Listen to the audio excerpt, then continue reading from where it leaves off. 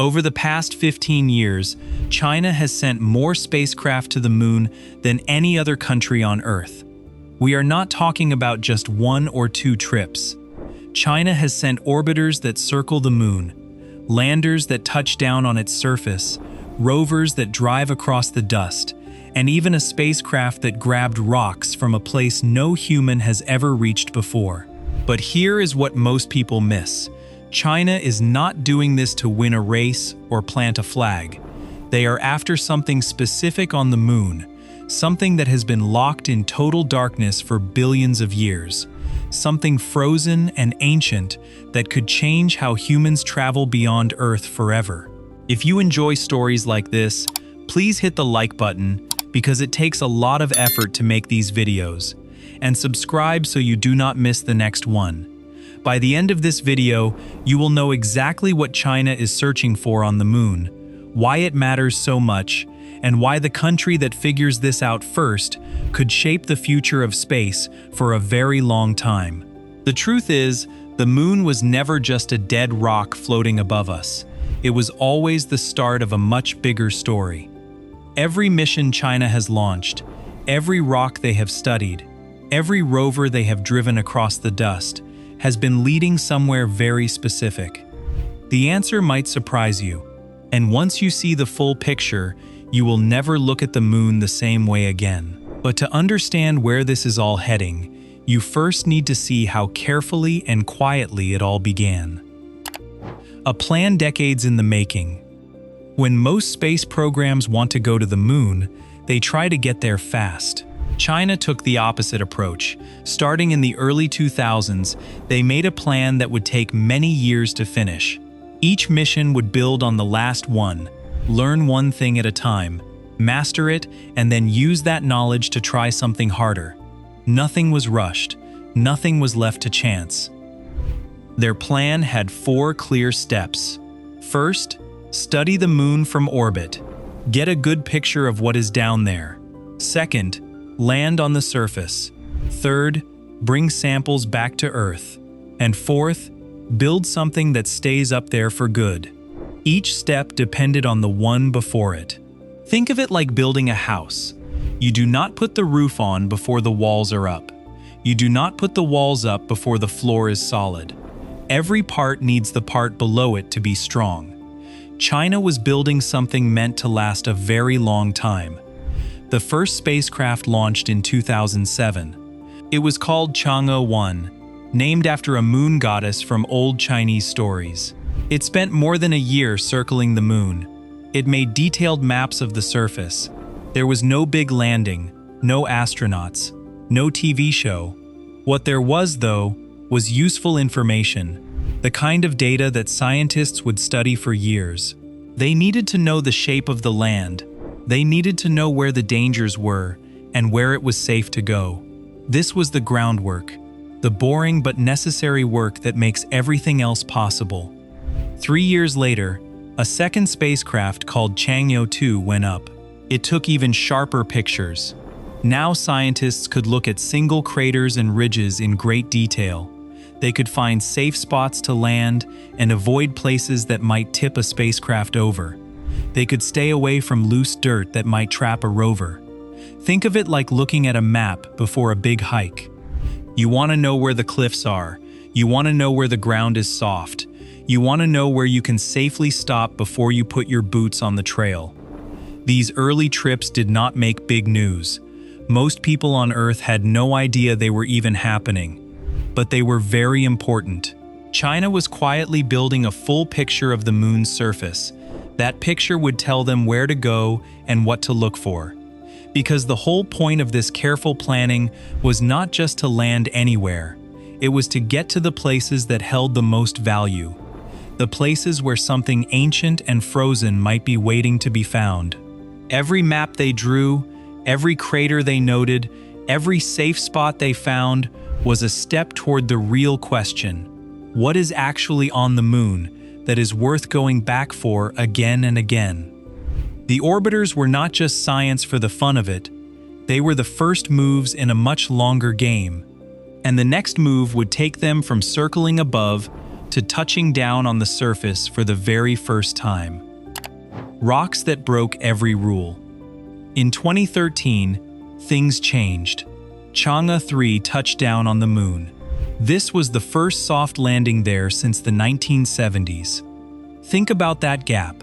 Nearly 40 years had gone by without any spacecraft landing gently on the moon. Then, without much fanfare, China did it. A small rover called Yutu, which means jade rabbit, rolled down a ramp from the lander and onto the gray, powdery ground. It should have felt like a normal moment, but it was anything but normal. Within days, Yutu started testing the soil and rocks around it. The results did not match what anyone expected. For decades, what scientists knew about the moon's surface came almost entirely from the Apollo missions. 12 astronauts had walked on the moon, collected rocks, and brought them home. Labs around the world had studied those samples inside and out. Whole textbooks had been written based on those rocks. Scientists thought they had a good understanding of what the moon was made of. The story seemed complete. The case seemed closed. Yutu changed all of that. The volcanic rock it found had a completely different makeup from anything in the Apollo collection. The minerals were put together in ways that did not match the samples from the other landing sites. It was like finding a new dish at a restaurant where you thought you had tried everything on the menu. Not a small change to something you already knew. Something totally new. This discovery mattered for two reasons. First, it showed that the moon is made of many more different things than anyone knew. Different areas formed in different ways at different times in the moon's history. The Apollo landing sites were just a tiny part of the moon, a few small dots on a surface that stretches millions of miles in every direction. The picture scientists had been working with was missing big pieces. The moon was not just one kind of rock. It was many kinds, layered and mixed across its huge surface. Second, and this is what matters for the bigger story, it told China that the moon still had secrets worth finding.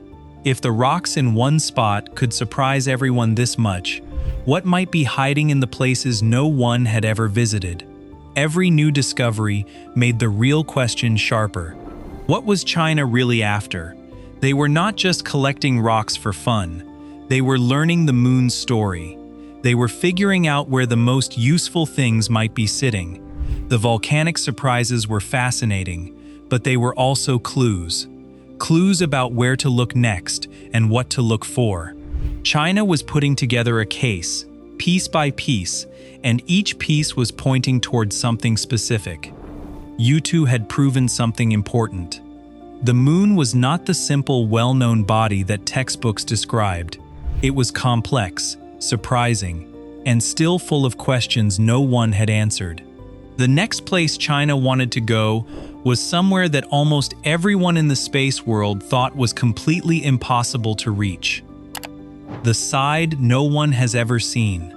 The moon has a strange habit. It always shows Earth the same face.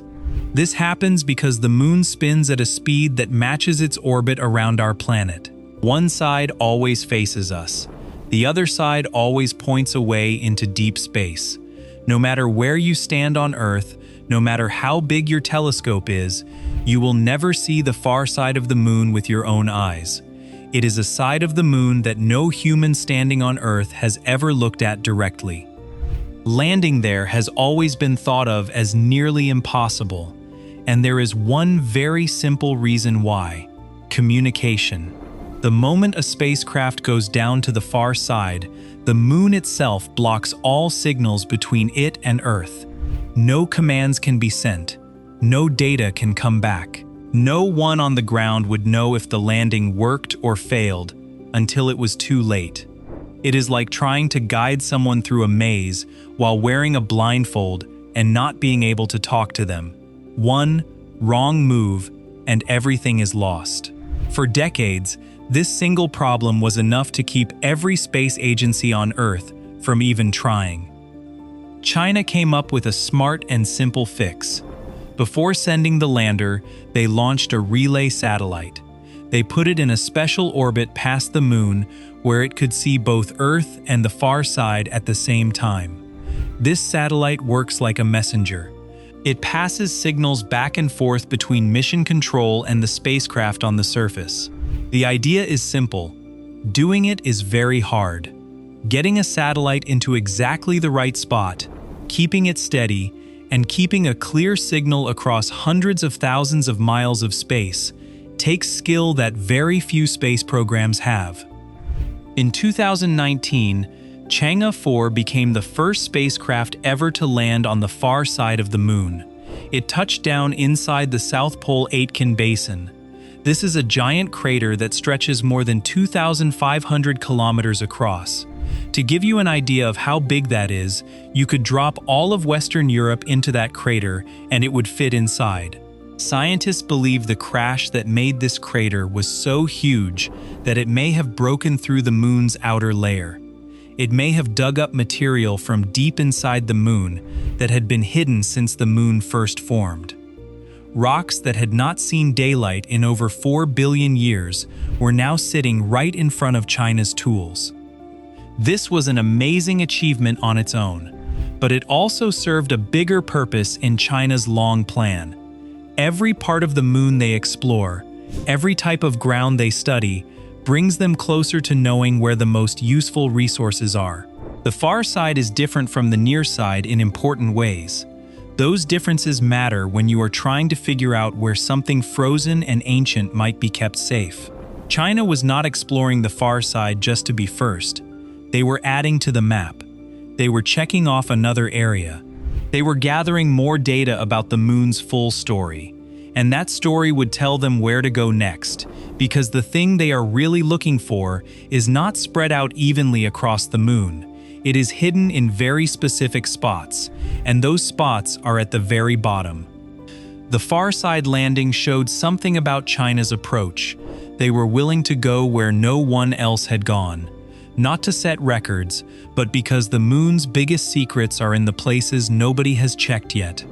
The far side had given up one set of answers, but the biggest discovery of all was waiting somewhere else entirely, in craters so dark and so cold that nothing has changed inside them for a very, very long time.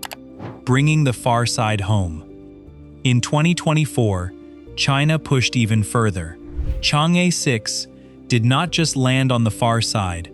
It landed, scooped up about 2 kilograms of ancient rock and dirt, sealed it in a container, fired a small rocket off the moon into orbit, met up with a spacecraft circling overhead, moved the cargo over, and flew it all the way back to Earth. Every single one of those steps had to work perfectly. None of them had ever been tried from the far side before by anyone, ever. This was not a repeat of past trips. This was something totally new. Think about how many things could have gone wrong. The landing could have tipped over on a rock. The arm that scoops the dirt could have jammed. The sealed box could have leaked.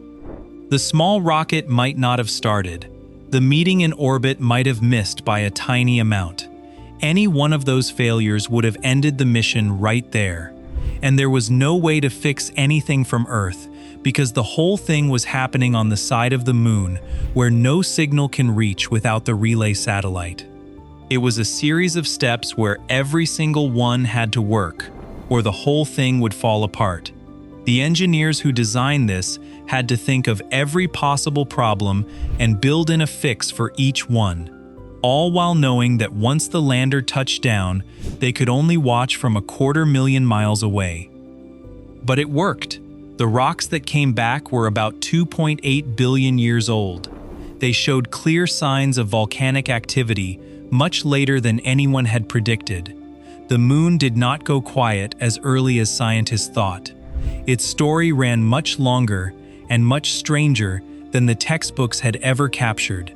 The samples told a story of a moon that stayed active for far longer than anyone thought possible. Volcanic processes kept going in places no one had ever looked at before. This was not a dead rock that went cold billions of years ago. It was a world with a longer, more complex history than anyone had given it credit for. These samples from the far side were totally different from what the Apollo astronauts brought back. They came from a completely different part of the moon with a completely different history. It was like reading a new chapter of a book that everyone thought was already finished. And the more chapters China read, the clearer it became that the moon was far more complex and far more useful than anyone had assumed. Every sample was another clue, another piece of evidence in a case China was slowly building. They were learning the moon's story, its history, its makeup, and its secrets, one mission at a time. The full picture was still coming into focus, but one thing was already clear. China was not just wandering around. They were gathering the information they would need for something much bigger. All of this matters, but it is not the final goal. It is the journey. The rocks, the far side landing, the sample return, they are all part of a careful process of learning about the moon so China can go after the real prize. And that prize has nothing to do with rocks or volcanic history. It has to do with something frozen, something sitting in the darkest, coldest craters at the bottom of the moon. Something that could change everything about how humans travel through space. To understand what that is, you need to picture the most extreme place on the moon. A place where the sun has not shone since before life existed on Earth. What is hiding in the dark? Picture the very bottom of the moon, the South Pole. On Earth, the poles are cold and covered in ice and snow. On the moon, the South Pole is something far stranger and far more extreme than anything you would expect. The moon barely tilts on its axis. Because of this, sunlight hits the South Pole at a very low angle. It skims across the surface like a flashlight held almost sideways. Some craters near the pole are so deep that the walls around them block out every single ray of sun. Not for a day, not for a season, not for 100 years. Some of these craters have been in total darkness for more than 1 billion years. No light has touched their floors since long before any life existed on Earth at all. Inside those craters, the temperature drops to -200 degrees Celsius. That is colder than the surface of Pluto. It is one of the coldest natural places in the entire solar system. Nothing has changed in those craters for a very, very long time. No wind has blown through them. No rain has fallen. No sun has warmed their floors even slightly. They are frozen in time in the most real way possible. But here is what makes that extreme cold so exciting. Scientists believe those freezing, pitch-black crater floors are storing frozen water ice. Over billions of years, comets and asteroids carrying water crashed into the moon. Most of that water burned off, or dried up, or drifted away into space. The moon has no air to hold it in, but in those dark craters at the South Pole, the water had nowhere to go. It just stayed there, frozen solid, kept perfectly safe for hundreds of millions of years, like food left in the back of a freezer that no one ever opens.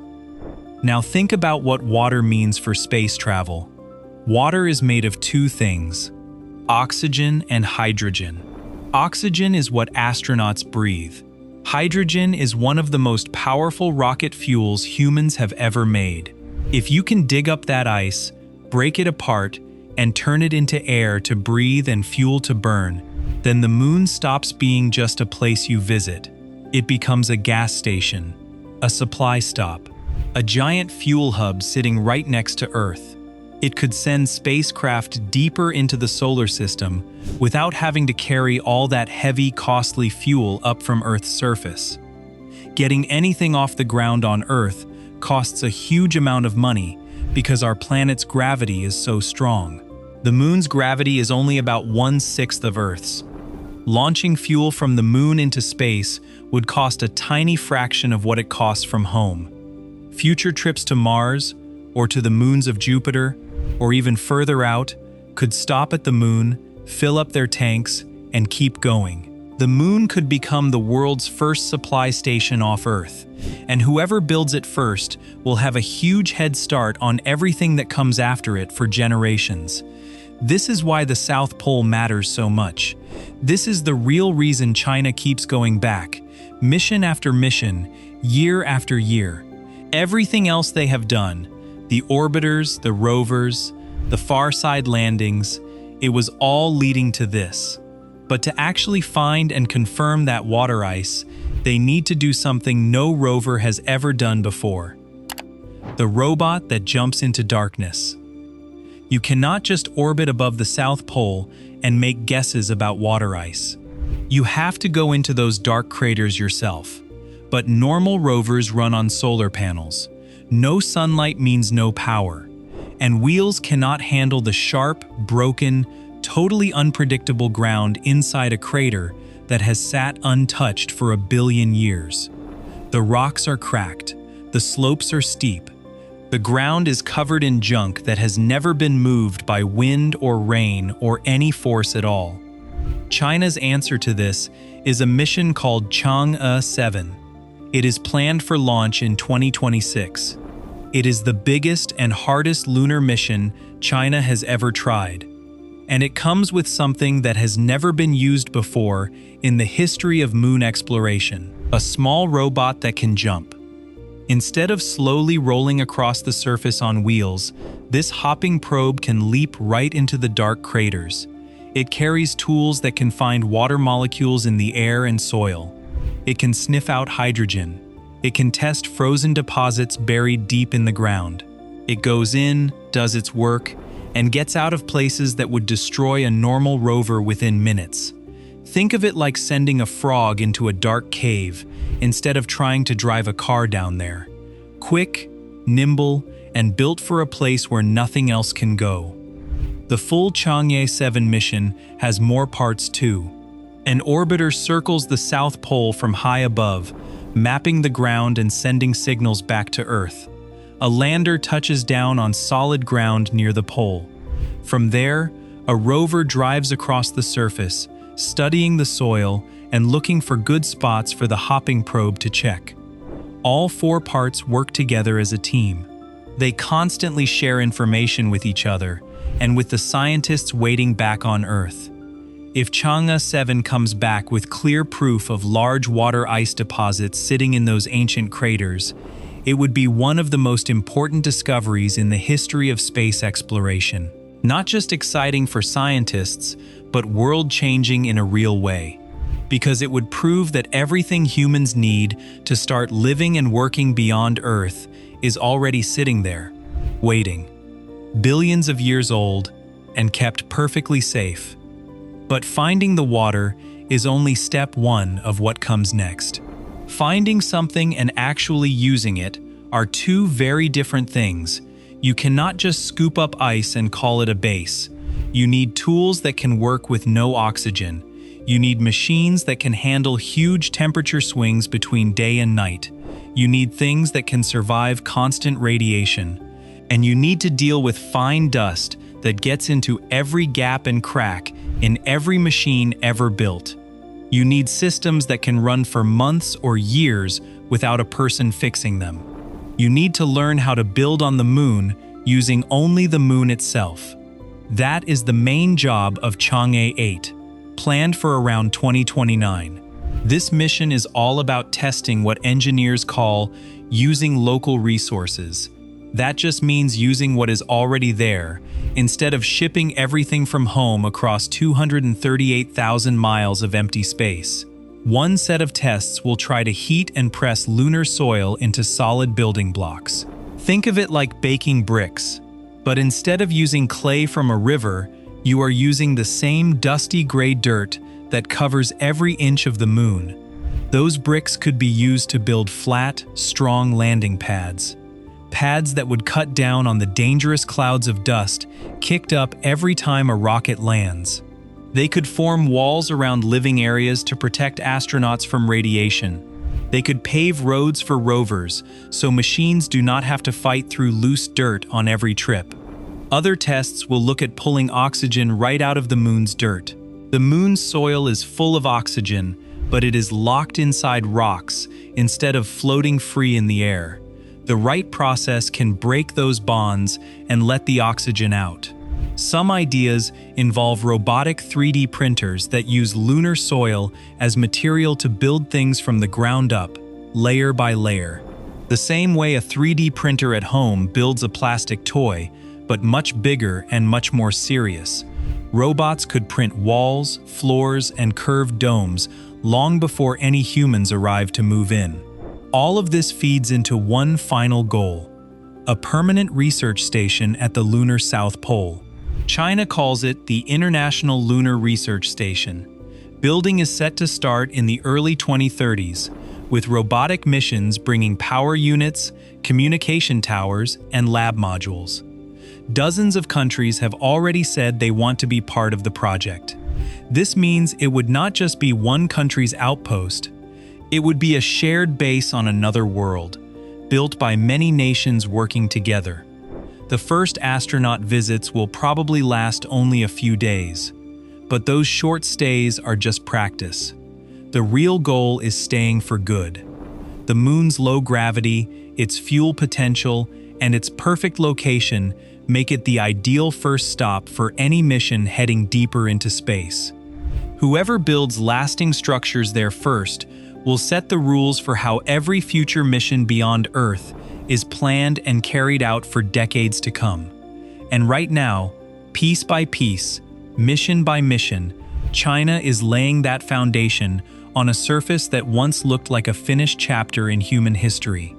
If this changed how you think about the moon, hit that like button and subscribe so you never miss what comes next.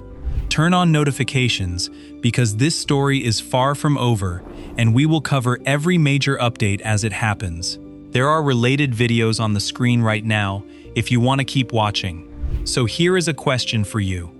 If a moon base is actually up and running by the year 2050, would you sign up to live there? Would you leave everything behind on Earth for a chance to live on another world? Let me know in the comments.